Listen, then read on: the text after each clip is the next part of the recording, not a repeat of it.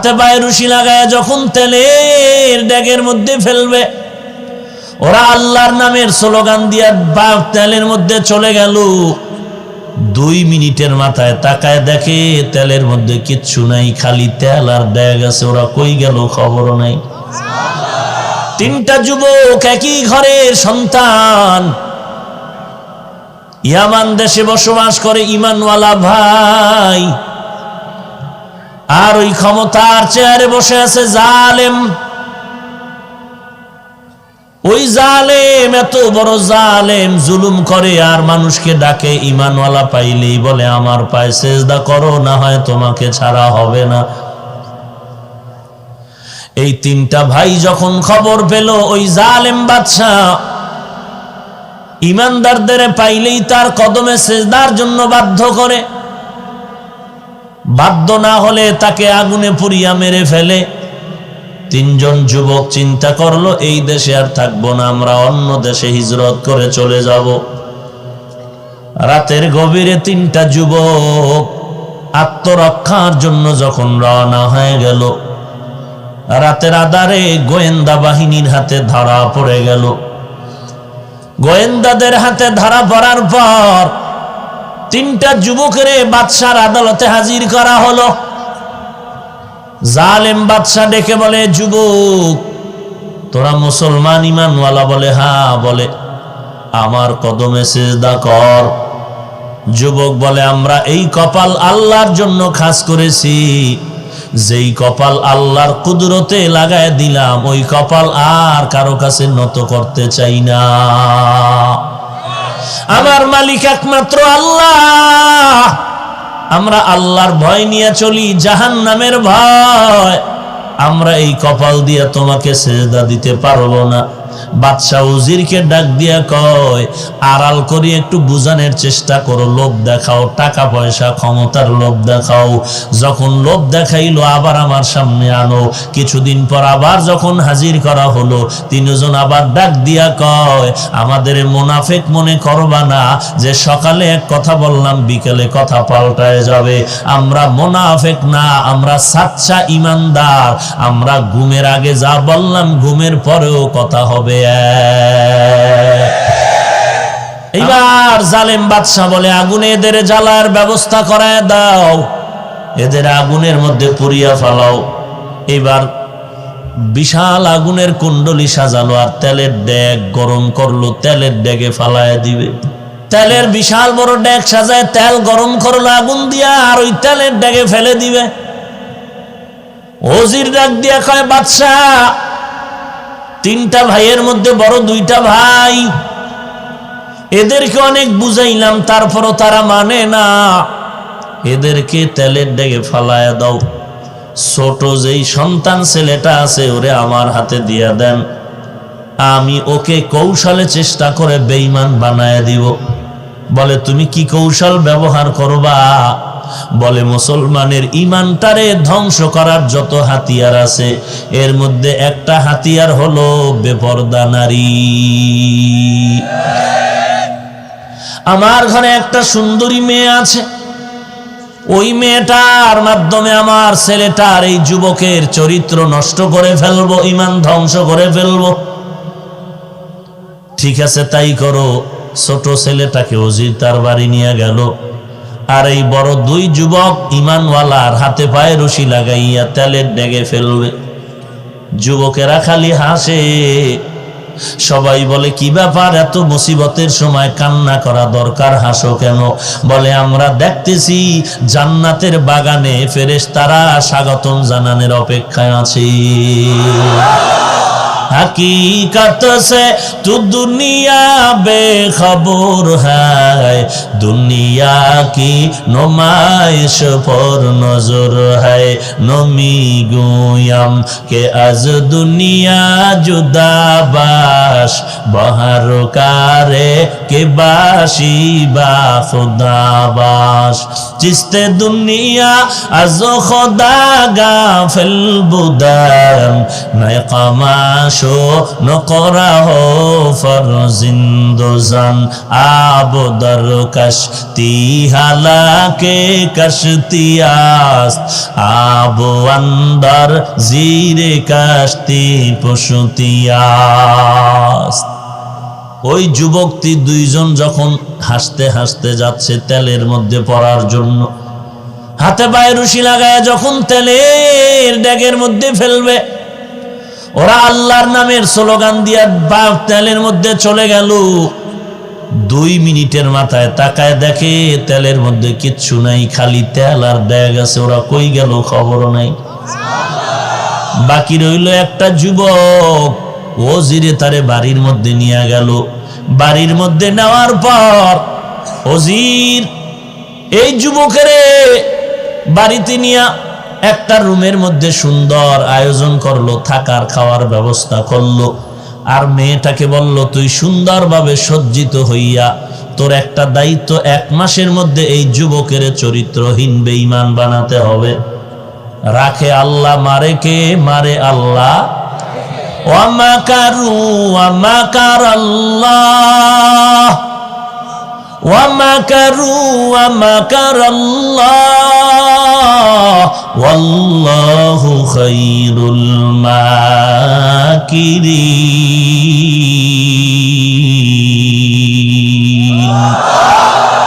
ই কালামে জিন্দা কুরআনে হাকিম হিকমতে উলা ইয়াজালাসতু কদিম জামিউল ইলমি ফিল কুরআনে হাকিম তাকাসারাত আনহু আফহামুর রিজালি। ভাইরা আমার, কষ্ট হয়। এবার ওই যুবকের সামনে যুবতী মেয়েটা যত যায়, একদিন যায় ফিরে আয়, ভয় ভিতরে কাজ করে। কারণ আল্লাহ বলেন, বান্দা তুই কি পরিমাণ চালাকি করবি? তোর চালাকির সামনে কি আল্লাহর জ্ঞান কম? না না, 80 বছর লাগায় মুসলমানের বিরুদ্ধে যেই ষড়যন্ত্র করবি, মুসলমান 1 মিনিটের চিন্তা করলে তোর 80 বছরের সব ধ্বংস হয়ে যাবে। এরে নবীর উম্মতের দল, মেয়েটা যায় আসে কিন্তু কাছে যাইতে পারে না। ভয়, কিসের ভয় তাও জানে না। আর বাকি আছে 2-1 দিন। মেয়েটাকে বাবায় জিজ্ঞাসা করলো, কি পারলি কি পরিমাণ? বলে, মোটেও না। আমি যতবার যাই যুবক চোখ বন্ধ করে শুধু জবান দিয়া আল্লাহর নামের জিকির করে, চোখ বন্ধ, আমার দিকে যেন নজরও না পড়ে, চোখ বন্ধ হয়ে আছে। এবার মেয়েটা ঘরে যায়, বলে, বাবা আর একটা সপ্তাহ সময় বাড়ায় আনো। বাদশার থেকে বলে, ঠিক আছে বাড়ায় নিব, ব্যবস্থা করো। মেয়েটা এইবারও ফেল হয়ে গেল। প্রায় 1 সপ্তাহের শেষ 1 দিন বাকি। এবার মেয়েটা নিয়ত করছে, যে কোনো উপায়ে আমি তার শরীর টাচ করব। মেয়েটা কিনারায় গিয়া ডাক দিয়া কয়, এই আল্লাহর বান্দা, আমি হাত বাড়াইতে চাই, সামনে আগায় না কেন? কেমন যেন হাত অবশ হয়ে যায়, বাঁকা হয়ে যায়। তোমার মধ্যে এমন কি মেডিসিন আছে বল, যেই মেডিসিনের কারণে আমি হাতটা সামনে নিতে পারি না? কি ব্যাপার? বলে, ও বোন, তুমি যদি এই মেডিসিনের খবর নিতে চাও তাহলে মেডিসিন তোমাকেও গ্রহণ করতে হবে। বলে, করব। আমি করব। বলে, করলে কি হবে? আমার সাথে ওয়াদা দাও, তুমি যদি আমার মেডিসিন গ্রহণ করো তো এই ঘর বাড়ি থাকা যাবে না, মা বাবা মানা যাবে না, চলে যেতে হবে। মেয়েটা কিছুক্ষণ ভাবার পরে বলল, হ্যাঁ আমি রাজি হয়ে গেলাম। যারে দিয়া ভূত সারাবে এরেই কি পাইল? এটাই ইসলামের নিয়ম। আবু জাহাল ইয়ামান থেকে জাদুকর আনছে ভাড়া কইরা মুহাম্মদের কোরআনের মন্ত্র বন্ধ করার জন্য। মুহাম্মদ যে কোরআনের মন্ত্র বলে আর মানুষ পাগল হয়ে যায়, এগুলো বন্ধ করতে হবে। জিমাত নামের জাদুকর নিয়ে আসছে ভাড়া করে। জেমাত নামের জাদুকর মক্কায় আসার পর বলে কোন লোকটা এই মন্ত্রগুলো পরে তারে দেখতে হবে। এবার আবু জাহাল লোক পাঠিয়ে দিল, মুহাম্মদের আসতে বলো। জামাত নামের জাদুকর রাহমাতুল লিল আলামিনকে দূরের থেকে দেখা মাত্র চেয়ার থেকে দাঁড়ায় গেল। কারণ এমন মায়ার নবী আমার, যে নবীর চেহারার দিকে নজর করলে পেটের ক্ষুধা নিবারণ হয়ে যায়। এরে নবীর উম্মতের দল, এমন একজন নবী পাইলা, ওই নবীকে ১৫০০ বছর পরে কত বেঈমানেরা চিনলো, নবীর আদর্শ দেখে মুসলমান হয়ে গেল। আর তুমি নবীর উম্মত হয়ে মুসলমানের ঘরে জন্ম নিয়া ওই নবীর চিহ্ন, নবীর আদর্শ তুমি গ্রহণ করতে পারলা না।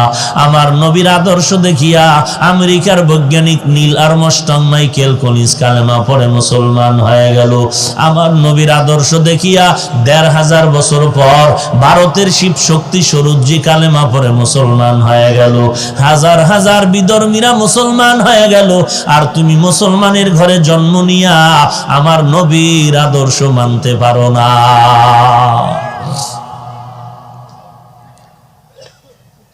আবু জাহাল এবার পাগল হয়ে গেল, ব্যাপারটা কিরে জামাত? বলে এই লোকটা তোমার খারাপ মনে হয়, আমার তো লোকটা দেখলে ভালো মনে হয়। কারণ পূর্ণিমার চাঁদের থেকেও যার চেহারা মোবারক উজ্জ্বল, যার চেহারার আলোকিতে ঘর আলো। ভাইরা আমার, এইবার মেয়েটা যুবকের কাছে শিকারী হয়ে গেল। যুবক শিকারীর কাছে শিকার হয়ে গেল। যাকে বেঈমান বানাবে সে এখন ইমানের দরজায় যাচ্ছে। এই বাংলাদেশে ইস্ট ইন্ডিয়া কোম্পানি ছিল এক সময়, ওখানের এক কর্মচারী বাংলাদেশে কাজ করত, শুধু কোরআন শরীফ এক জায়গায় জমা করত, জ্বালায় দিবে। তো এক বন্ধুর সাথে দেখা, ডাক দিয়ে কয়, রে ভাই, মুসলমান বন্ধু ডাক দিয়ে কয়, তুমি কি করো? বলে, বন্ধু তুমি জানবানি? বলে, হ্যাঁ। বলে, আমি কোরআন শরীফ জমা করি, এক জায়গায় পুড়িয়া ফালায় দিব। এই বন্ধু, তুই এমন কোরআন জ্বালানের চিন্তা করতেছ, এটি হাঁটতে জানে না, কথা বলতে জানে না। ইন্ডিয়ার মধ্যে এমন কোরআন আছে যারা হাঁটে, খায়, ঘুমায়, কথা কয়, বাথরুমেও যায়। মানে তাই নাকি? বলে, হ্যাঁ। তুমি এই কোরআন বন্ধ করলে কি হবে? ওই কোরআন কেমনে বন্ধ করবা যারা হাঁটে, খায়, ঘুমায়? বলে, আর দেখতে হবে তো এরা কেমন। চলো, দিল্লি শাহী জামে মসজিদের পাশে হেফজখানা আছে, ওখানে নিয়ে গেল। আর একটা হাফেজ ছাত্রকে ডাকিয়া বলে, কোরআন পড়। কোরআনের তেলাওয়াত শুরু করলো। কিছুক্ষণ পড়ার পরে বলে, আমি নামাজের টাইম হয়ে গেল, বাথরুমে যাও। বাথরুমে গেল, অজু করলো, নামাজ পড়লো, খানা খাইলো, আবার তেলাওয়াত। এক পর্যায়ে চোখের পানিগুলো পড়তেছে আর বলে, আমার অন্তরের মধ্যে কোরআনের আওয়াজ এমন হিট করলো।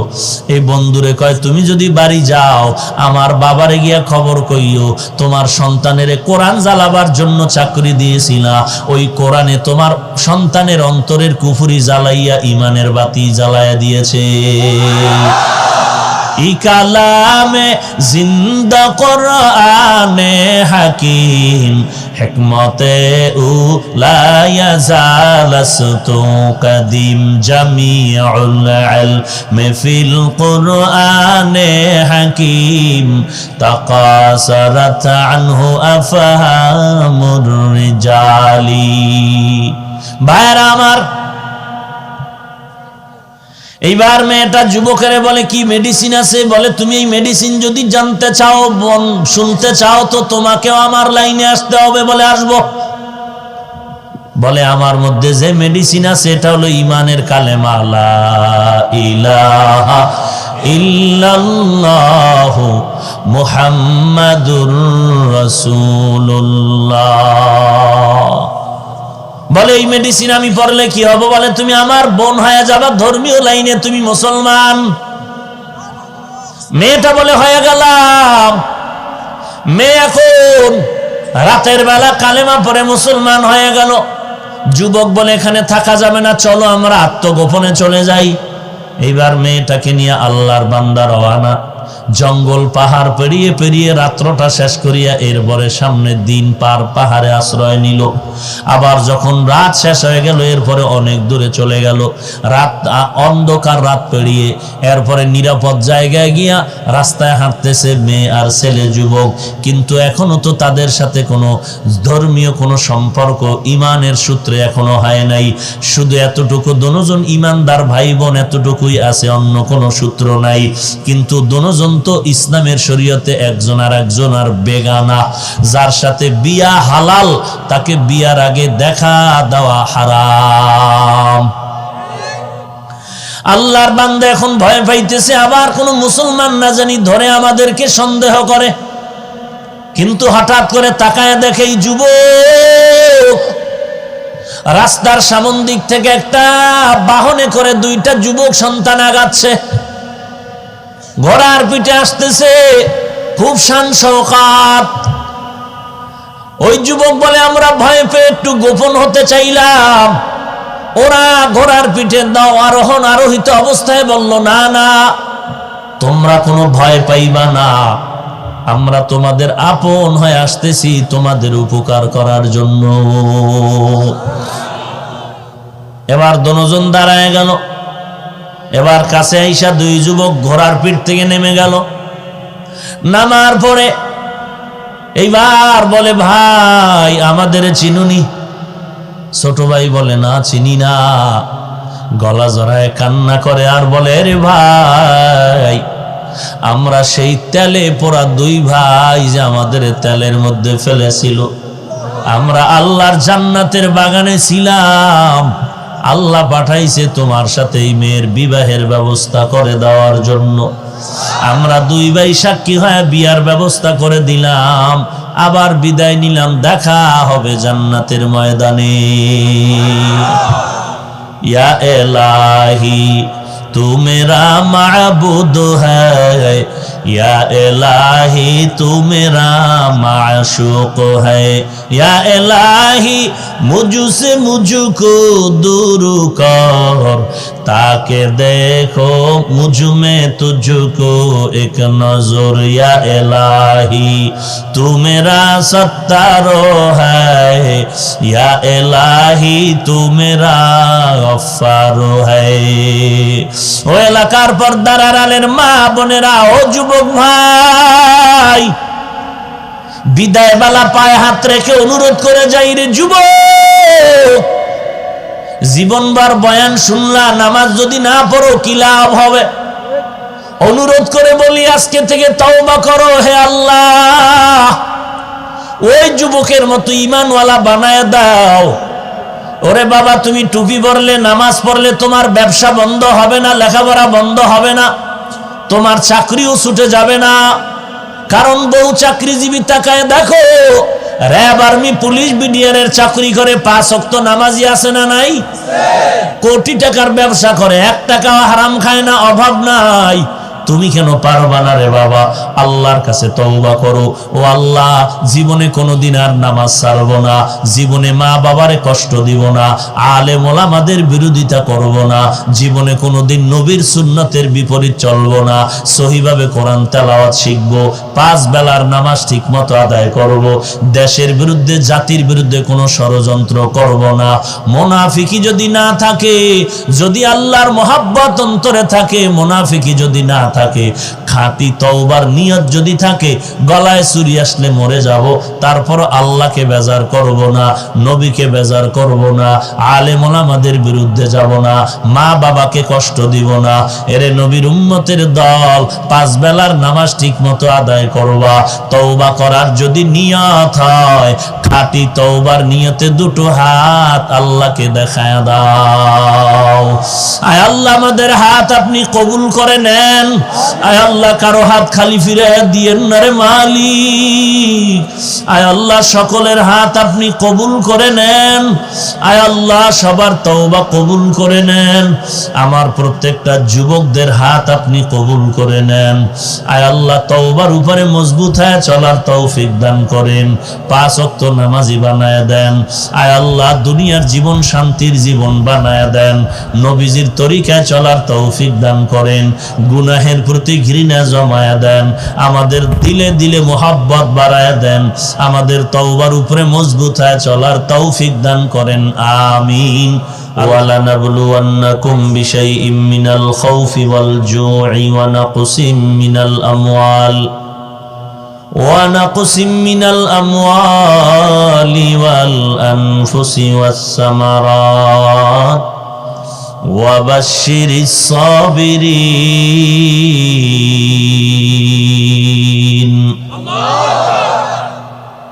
আল্লাহ তাআলা বলেন, হে গোলাম, আমি আল্লাহ মুমিনদেরকে অবশ্যই পরীক্ষা করবই করব।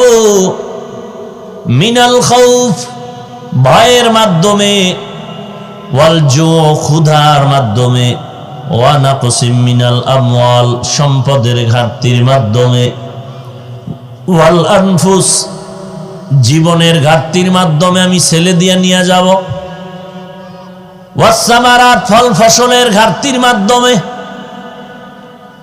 এই পরীক্ষায় যদি বান্দা পাস করতে চাও, একটা পুঁজি লাগবে, ওয়াবাশশিরিস সাবিরিন ধৈর্য ধারণকারীর জন্যই হলো একমাত্র সুসংবাদ। ধৈর্য ধারণ না করলে বান্দা এ পরীক্ষায় পাস করা যাবে না। আপনারে পায়ে ধরে বুঝাইতেছি, নামাজ পড়েন, গুনাহ ছাড়েন। আল্লাহর কোরআন সত্য, নবী সত্য, আল্লাহ সত্য, কিয়ামত সত্য।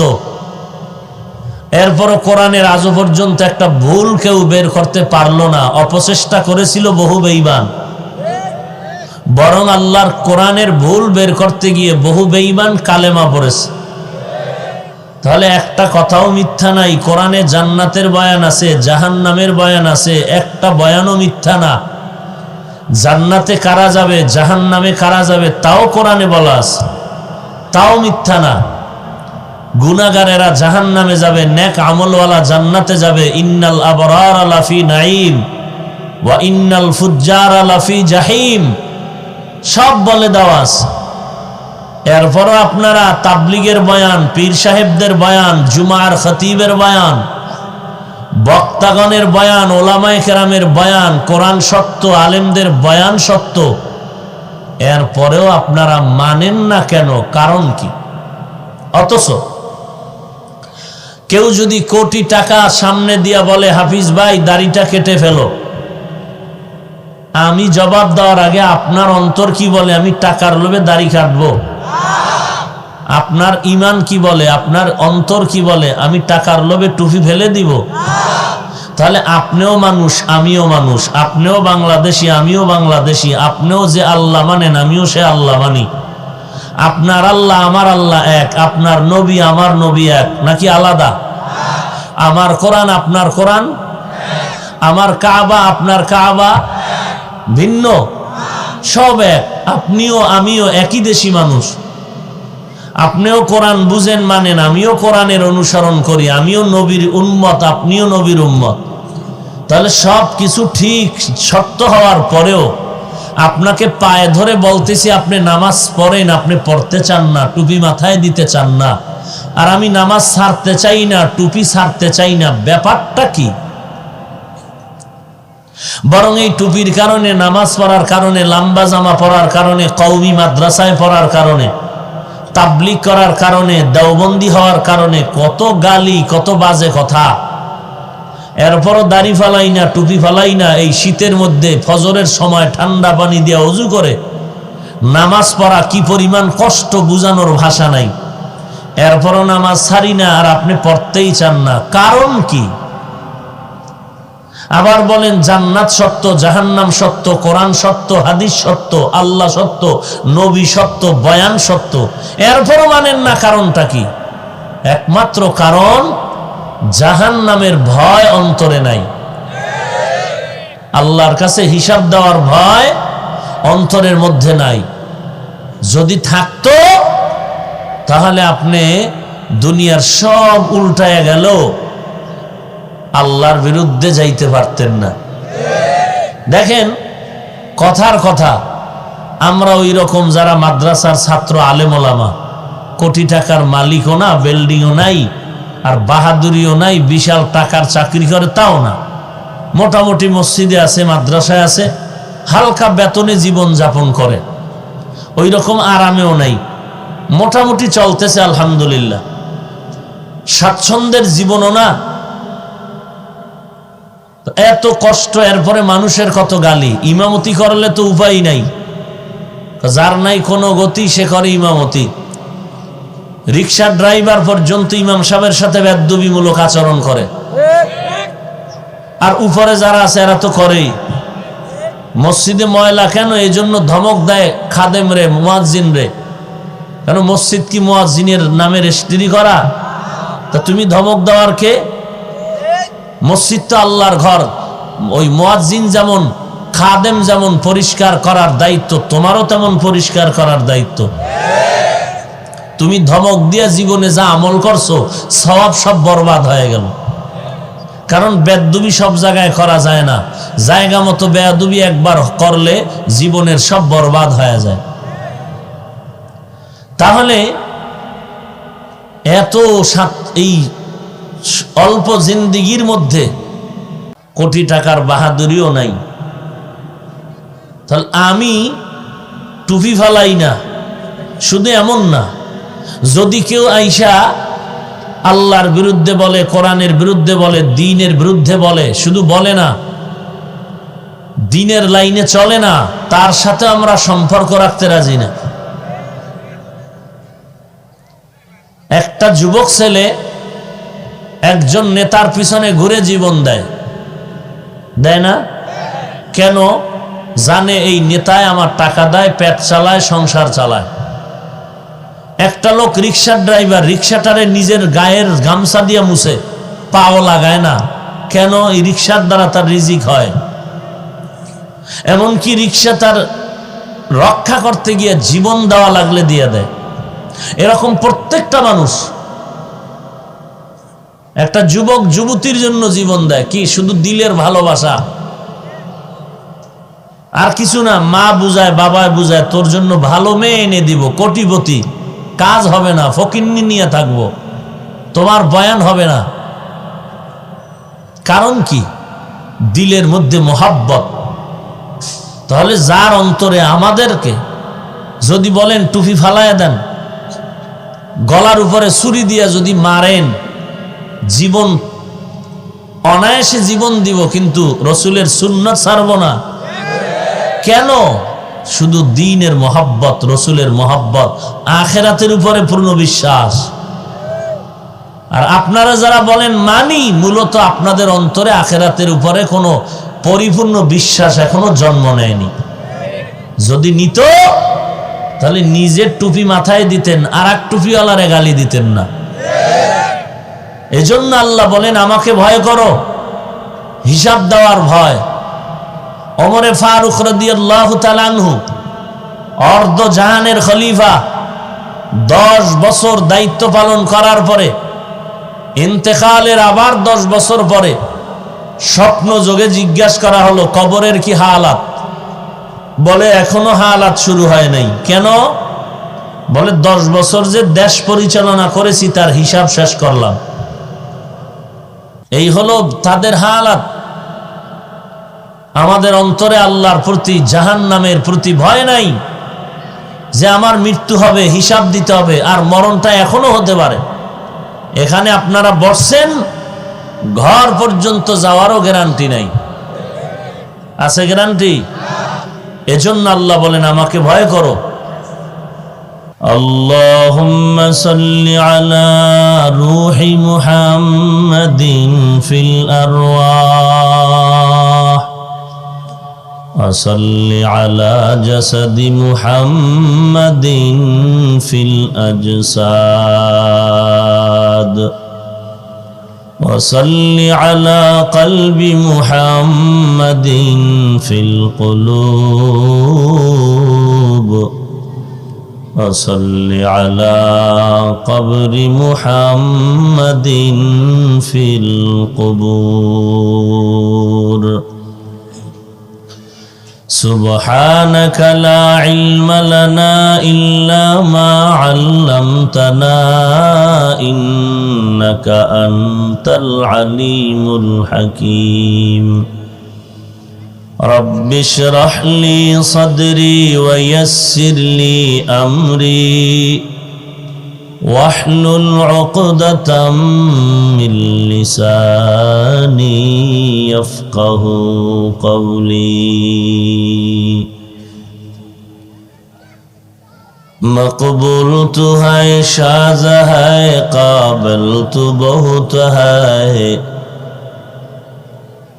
مقبول تو ہے شاز ہے قابل تو بہت ہے آئینہ کے مانندے تو نہیں دل تو بہت ہے آئینہ کے مانندے تو نہیں دل تو بہت ہے ایک چشم زدن غافل ازا شاہ نباشی ایک چشم زدن غافل ازا شاہ نباشی شاید کہ نگاہ کندگاہ نباشی شاید کہ نگاہ کندگاہ نباشی الفت میں برابر کے وفا ہو کہ جفا ہو الفت میں برابر کے وفا ہو کہ جفا ہو ہر چیز میں لذت ہے اگر دل میں مزہ ہو ہر چیز میں لذت ہے اگر دل میں مزہ ہو রিবাব দাও ভলিউম দাও দোহার কেন্দ্রীয় ঈদগাহ মাঠের উন্নয়ন কল্পে আয়োজিত বার্ষিক ওয়াজ ও দোয়ার মাহফিল 28 ডিসেম্বর 2019 মহতী এ মাহফিলে উপস্থিত মোহতারাম সম্মানিত সভাপতি প্রধান অতিথি বিশেষ অতিথিবৃন্দ মুআজ্জাজ ও মুকাররম জাতির মাথার মুকুট রাসাতুল আম্বিয়া হযরত উলামায়ে কেরাম দূর দূরান্ত থেকে আগত আল্লাহ পাকের আশিকিন জাকিরিন শাকিরিন মুহিব্বিন মুরব্বিয়ান এজাম কলিজার টুকরা আমার সমবয়সী যুবক বন্ধুগণ স্নেহের ছোট ভাই পর্দার আড়ালে অবস্থানরত শ্রদ্ধেয় সম্মানিত মা ও বোনেরা রব্বুল আলামিনের দরবারে লাখো কোটি শুকর ও সুজুদ যে মহান রব্বুল আলামিনে ফিতনার জামানায় কোরআন ও সুন্নাহর ভিত্তিতে সহি তরিকায় কিছু কথা বলার জন্য শুনবার জন্য আমাদেরকে কবুল ও মঞ্জুর করেছেন নেয়ামতের শুকর আদায়ার্থে মুসলমান হিসেবে ঈমানের আওয়াজকে উঁচু করে এক আওয়াজে উচ্চ কণ্ঠে সকলেই নেয়ামতের শুকর আদায় করি আলহামদুলিল্লাহ লক্ষ কোটি দরুদ ও সালাম সৈয়দুল মুরসালিন রহমাতুল লিল আলামিন শফিউল মুজনিবিন খাতামুন নবিয়্যিন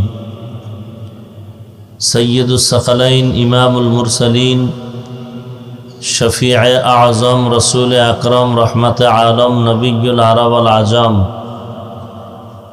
হাবিব কিবরিয়া আশরফুল আম্বিয়া সৈয়দুল আম্বিয়া शफीअ महशर साक़ी कौसर आका इनामदार मदीना का ताजदार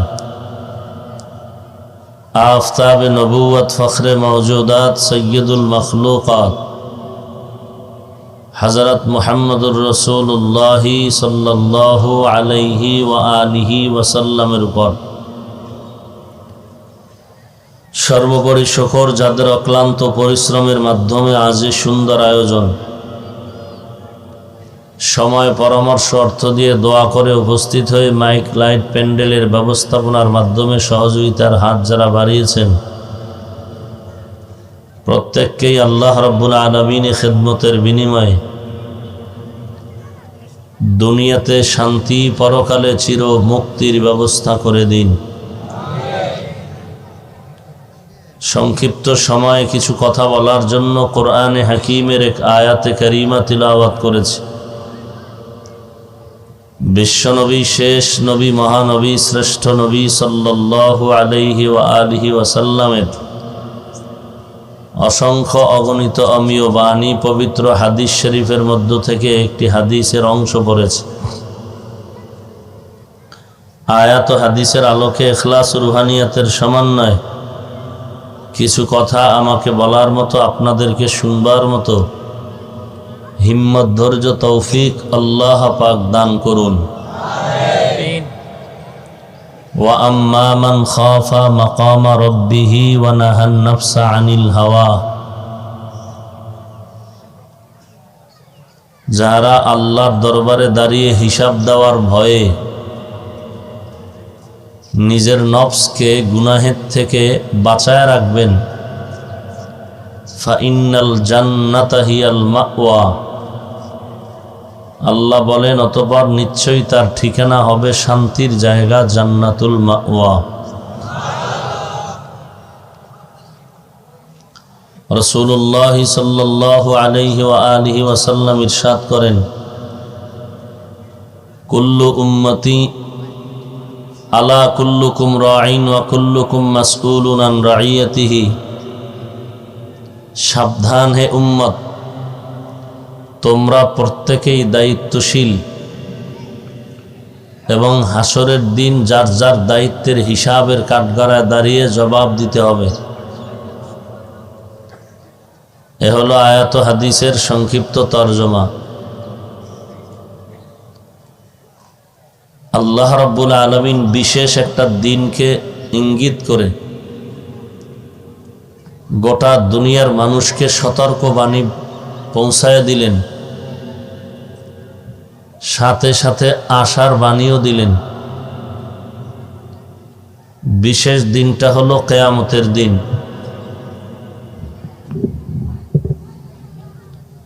কিয়ামতের দিন কোনো নির্দিষ্ট নাই, অবশ্য দিন নির্দিষ্ট, তারিখও নির্দিষ্ট, কোনো মানুষকে জানার সুযোগ আল্লাহ দেন নাই। জিব্রাইল আমিন রসুলকে জিজ্ঞেস করেছিলেন, মাতাস সাআ, কিয়ামত কবে হবে? নবীজি বলছিলেন যে প্রশ্নকারীর থেকে জবাব দেনেওয়ালা বেশি জানে না। মাল মাসউলু আনহা মিনাস সাইল,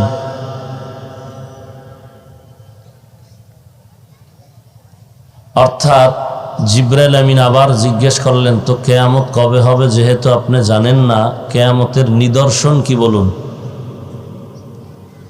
নবীজি নিদর্শন বলেছিলেন।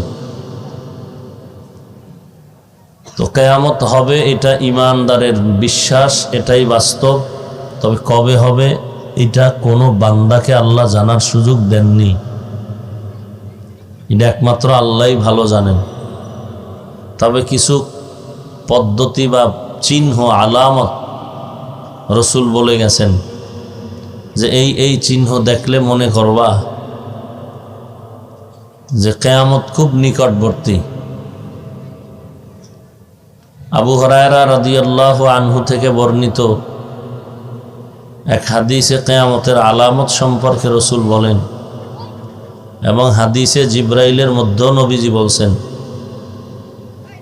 যে এমন একটা সময় আসবে যে গোলাম মালিকের ভূমিকা পালন করবে, মালিক গোলামের মতো থাকবে, শিক্ষিত অশিক্ষিতের মান সমান হয়ে যাবে, দরিদ্র মানুষগুলো অট্টালিকা তৈরি করবে। এরপরে আবু হুরায়রা বলেন, ইজাত তুখিজাল ফাইউ দাওয়ালা ওয়াল আমানাতু মাগনামা ওয়াজ যাকাতু মাগরামা ওয়া তুউল্লিমা লিগাইরিদ দ্বীন, মান আতা'আর রাজুল ইমরাতাহু ওয়া আক্কা উম্মাহু ওয়া আদনা সাদিকাহু, অনেক আলামত বলেছেন ইলা আখিরিল হাদিস। নবীজি বলেন এমন একটা সময় আসবে যে উম্মতেরা ইমানদার দাবি করার পরেও বেঈমান হয়ে যাবে। দাবি করবে ইমানদার, কিন্তু ইমান থাকবে না। সাহাবায়ে কেরাম বললেন ওই সময় কি মুসলমান কম থাকবে, বেদিন বেঈমান বেশি থাকবে? নবীজি বললেন না, মুসলমানের সংখ্যা তুলনামূলক বেশি থাকবে, মসজিদও বেশি থাকবে। মসজিদ সুন্দর হবে, মানুষের অন্তর সুন্দর হবে না। এখন মসজিদ বাড়তেছে না, টাইলস মোজাইক এসি লাগানো, কিন্তু মুসল্লিদের অন্তরের হালাত বড় করুণ। নামাজ পড়ে মিথ্যা কথা বলে, নামাজ পড়ে সুদ খায়, নামাজ পড়ে ঘুষ খায়, নামাজ পড়ে দাড়ি কাটে, নামাজ পড়ে বেপর্দায় চলে, নামাজ পড়ে কোরআন হাদিস তথা কোরআনওয়ালা ওলামায়ে কেরামের বিরুদ্ধে কথা বলে। আছে না নাই? অযোগ্য ব্যক্তি যোগ্যতার চেয়ার নিয়ে টানাটানি করবে। একজন ইঞ্জিনিয়ার বিল্ডিং কেমনে সুন্দরভাবে উঠানো যায় ভালো জানেন, আর একজন ইঞ্জিনিয়ার না, সে ভালো জানবেন না। ইমামতি কেমনে করতে হবে, বয়ান কেমনে করতে হবে, এইটা আবার ইমাম সাহেব ভালো জানেন, আলেম ভালো জানেন, অন্যে জানবে না। কিন্তু এখন এটা উল্টা দিকে চলতেছে। শিয়ালের হাতে মুরগি আমানত জামত দেওয়া রাখা যেমন বোকামি, একটা নির্বোধ বেনামাজি সুদখোর কোরআন হাদিস কিচ্ছু জানে না, একেও ধর্মের চাবি হাতে দিয়া রাখাও বোকামি।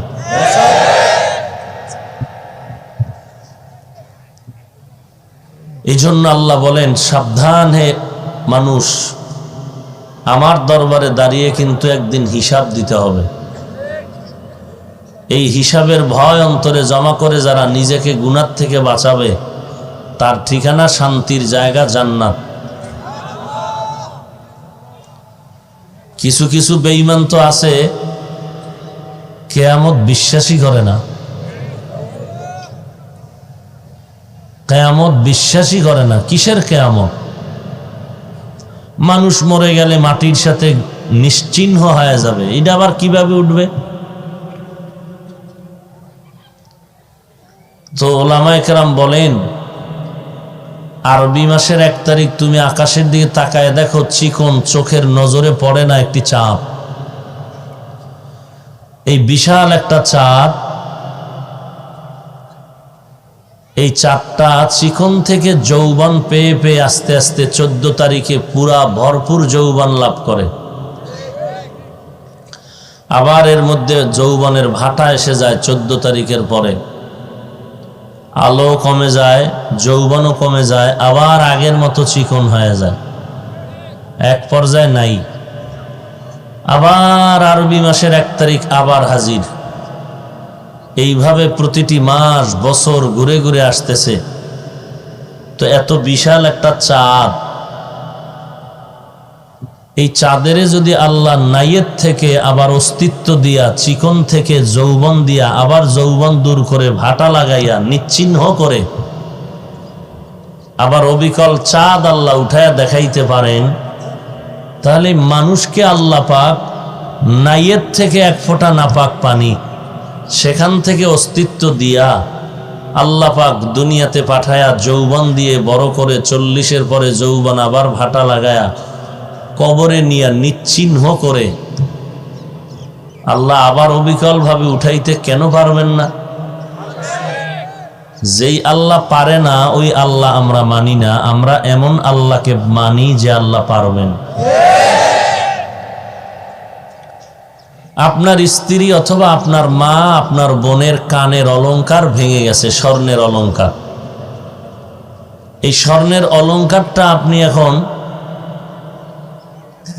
স্বর্ণকারের দোকানে চলে গেলেন, ঠিক করে নিয়ে আসবেন। গিয়া বললেন এই কানের অলংকারটা ভেঙ্গে নতুন করে আবার একটা অবিকল ডিজাইনের অলংকার বানায় দাও। স্বর্ণকার আপনার চোখের সামনে অলংকারটা আগুনে পুড়িয়া পানি বানায়া আপনার সামনে ফুল পানি হয়ে গেছে, অস্তিত্ব নাই, আবার ওই অংশ দিয়েই অবিকল কানের অলংকার বানাতে পারে কি পারে না?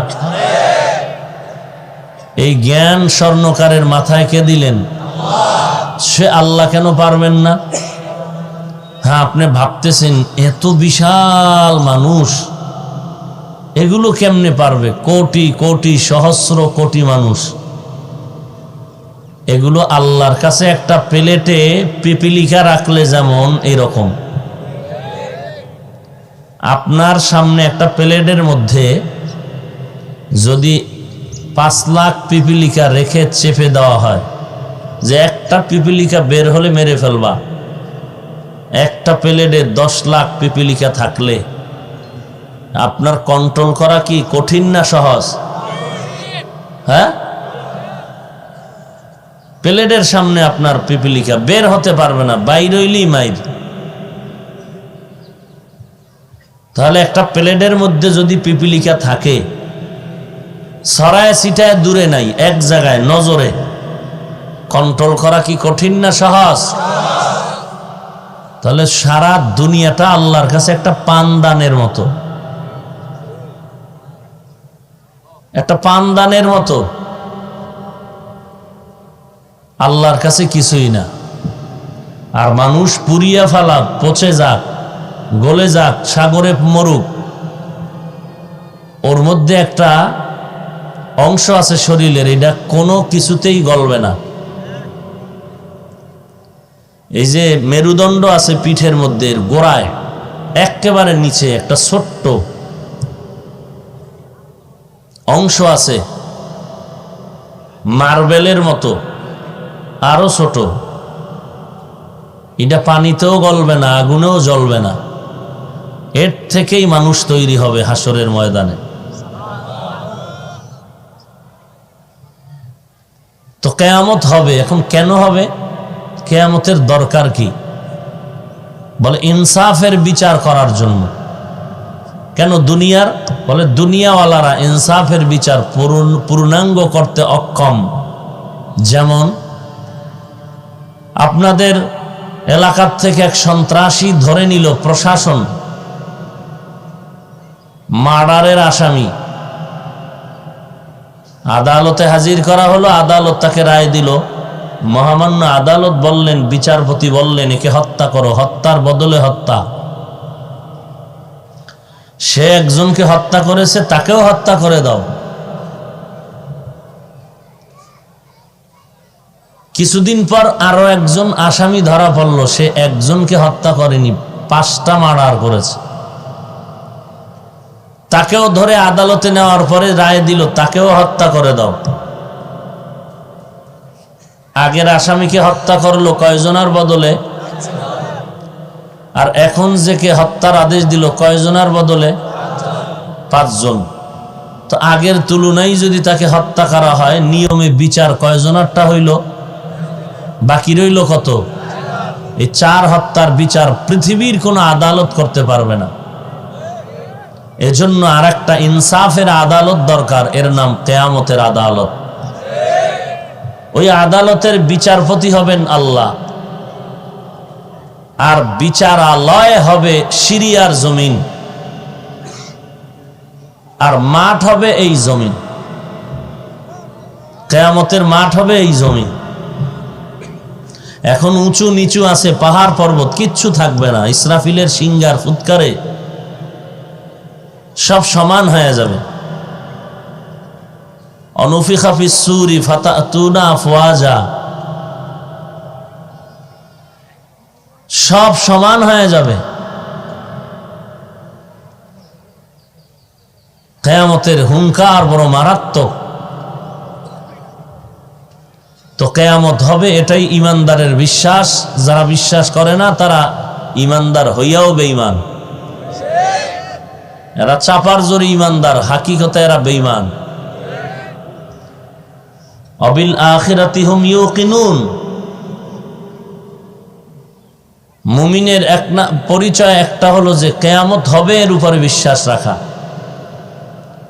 আর ওদিনের আদালতে দাঁড়াইয়া হিসাব দেওয়ার ভয় কেন? বলে আদালত হবে খুব মারাত্মক, কোনো সুপারিশের কায়দা নেই। বিচারপতি আল্লাহ কেমন হবেন? দুনিয়ার বিচারকরা নতুনভাবে চেয়ারে বসলে একটা ভাষণ দেয় যে আমার অবস্থা কেমন হবে, আমি যে বসলাম আমি কিভাবে পরিচালনা করব বিচারালয়। আল্লাহ বিচারপতি বিচারালয়ে বসে একটা ভাষণ দিবেন, খুব গরম ভাষণ। লিমানিল মুলকুল ইয়াউম লিল্লাহিল ওয়াহিদিল কাহ্হার। আর এই ভাষণটা দেওয়া মাত্র হাসরের মাঠ থরথর করে কেঁপে উঠবে। জমিন থেকে 9,30,00,000 মাইল উপরে সূর্য, বিজ্ঞানীদের ভাষায় বলা, যদিও হিসাবে ভুল। এই সূর্যের একটা মুখ জমিনে দেওয়া, আবার এই তাপমাত্রা কমানোর জন্য ফেরেশতারা পানি দিচ্ছে, ঠান্ডা পানি। এরপরে যে তাপ আছে এটাও ডাইরেক্ট জমিনে আসে না, ওই সূর্যের নিচে একটা পাতলা গ্যাসের আবরণ আছে, কোটি কোটি ছিদ্র ওই আবরণটার মধ্যে। সূর্যের তাপমাত্রা ওই গ্যাসের আবরণ কন্ট্রোল করে, কন্ট্রোল করার পরে বাকি তাপ জমিনে দেয়। এই তাপটাও বান্দা সহ্য করতে পারবে না।